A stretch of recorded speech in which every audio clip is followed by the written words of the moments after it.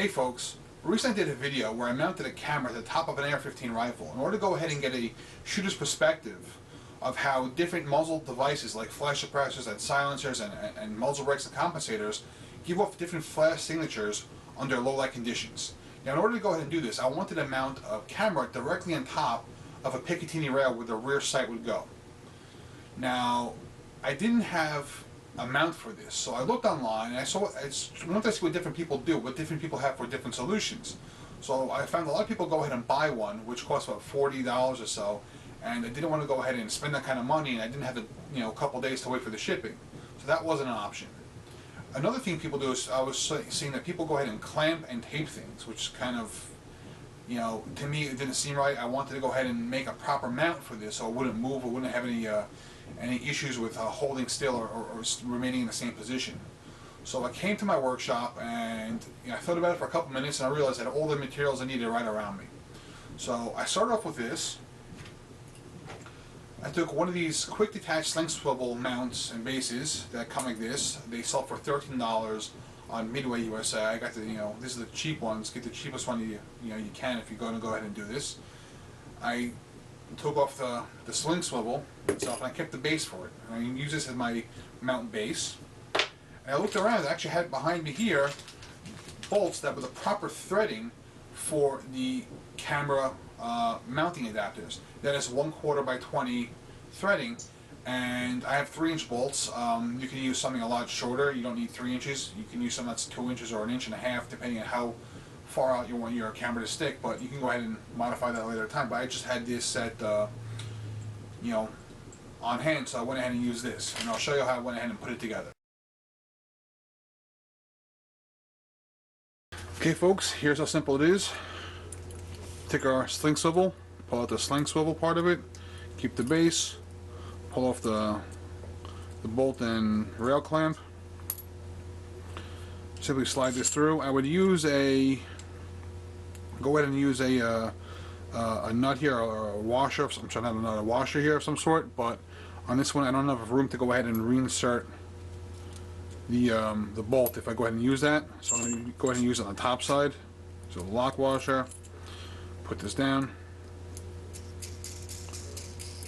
throw that on, take my wrench, take my screwdriver, get that nice and tight. Again, this is a 1/4 by 20 bolt. This one's 3 inches. I'm going to go ahead and cut that down a little bit.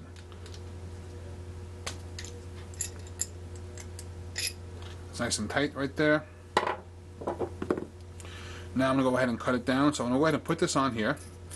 This is going to go ahead and be able to act as a locking nut to go ahead and clamp down, apply tension to the mount bottom part of the camera. Now I measured out before, when I did this before, on how many threads, how long, how deep the mount is on the camera receptacle. It's equals to about 5 threads. So I'm going to go count up about 5 threads here. Make it a little longer for this one. The other one did a little short. And right there. Now you can go ahead and make a longer mount or a shorter mount based on how you want to go ahead and do it. But I like to keep them as close as possible, as short as possible. So I'm going to go ahead and cut this off right over here. And then we'll be all finished.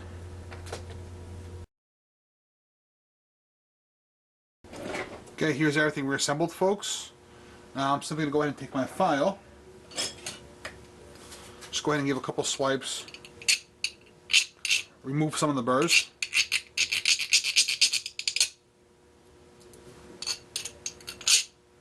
Just kind of remove some of those burrs that might stick out a little bit.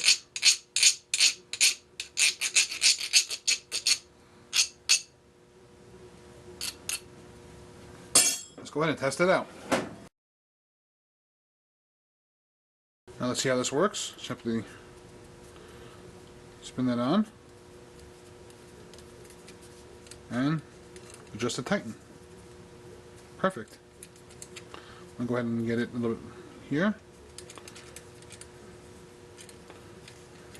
Perfect. There you have it, folks. Simple enough. Took all of 5 minutes to go ahead and make, and it sure as heck beats buying something for $46 that you can do yourself for under 15.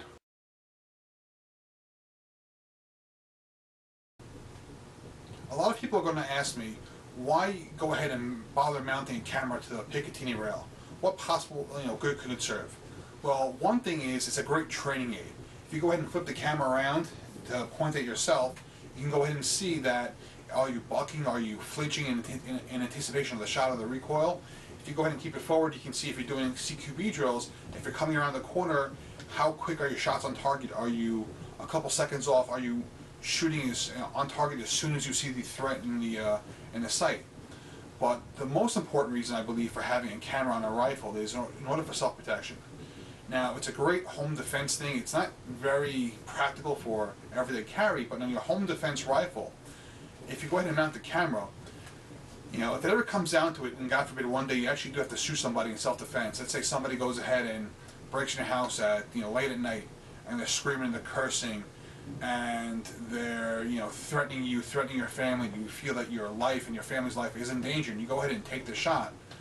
Well, guess what? There's going to be an investigation afterwards. Now, let's say he didn't have a weapon on him.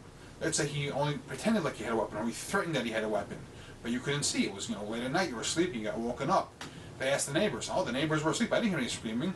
Well, the police would ask you, how do you have any proof that you went ahead and you shot this person under fear or threat of your life?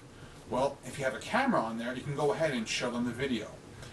It's just an extra layer of protection. If you act responsibly and you use your firearm responsibly, and you do use it in a responsible way in a time when it is prudent to go ahead and use it, the footage will only be there to help you and not to harm you.